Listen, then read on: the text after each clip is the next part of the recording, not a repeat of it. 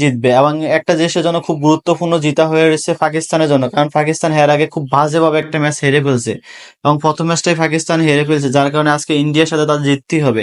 আর যদি ইন্ডিয়ার সাথে তারা না জিতে তাহলে তারা সুপার এইটে যেতে পারবে না। এবং পাকিস্তানও চাইবে যে আজকে ম্যাচটা জেতার জন্য, কিন্তু ইন্ডিয়া চাইবে যে 100% তাদের ম্যাচটা আজকে জেতার জন্য।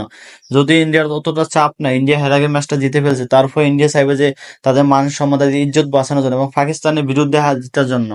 শেষ 5টা টি-20 তাদের খেলা হয়েছে, যার মধ্যে পাকিস্তান জিতে মাত্র 2টা এবং ইন্ডিয়া জিতে 3টা। আবার সেই লাস্ট আজকে খেলা হবে।